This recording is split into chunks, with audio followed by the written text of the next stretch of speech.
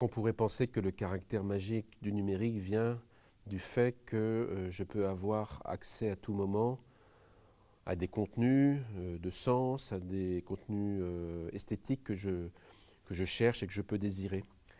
Mais à mon avis, peut-être ce qu'il y a de plus surprenant dans le numérique, c'est encore que des contenus tout à fait imprévus peuvent survenir. Et il me semble que là, on touche quelque chose qu'on pourrait appeler en philosophie, en phénoménologie, ce qu'on appelle un phénomène de révélation. En fait, si nous regardons comment une journée se déroule pour nous, pour un être humain, la plupart des événements, des rencontres que nous faisons, nous les oublions. Et d'ailleurs, d'une certaine manière, heureusement, parce que nous exploserions très vite. Et pourtant, parfois, il y a des événements que nous n'oublions pas parce qu'en fait, ils nous ont surpris. Parce qu'ils sont survenus à un moment où on ne les attendait pas, et même avec peut-être un contenu que nous n'attendions pas.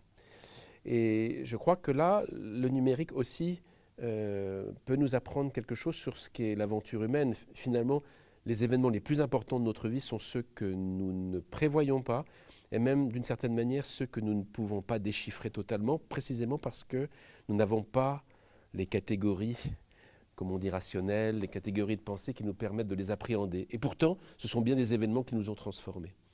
Et je crois qu'il y a là aussi quelque chose que le numérique nous révèle de l'expérience humaine fondamentale depuis peut-être le début de l'humanité.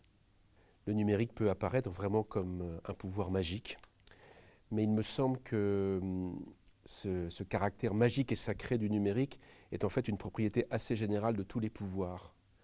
Je crois qu'au fond, les sociologues l'ont prouvé depuis des siècles, ou en tout cas des décennies, qu'il s'agisse du pouvoir de la science, qu'il s'agisse du pouvoir politique, qu'il s'agisse même du pouvoir de la religion, à chaque fois, on peut associer ces pouvoirs à quelque chose de sacré et à une expérience magique, mais il faut essayer de comprendre pourquoi. Et j'ai l'impression que là, le numérique est très important, parce qu'il me semble que ce qui fait ce caractère presque inévitablement sacré de tous ces pouvoirs, c'est qu'ils nous mettent en relation avec une vérité universelle.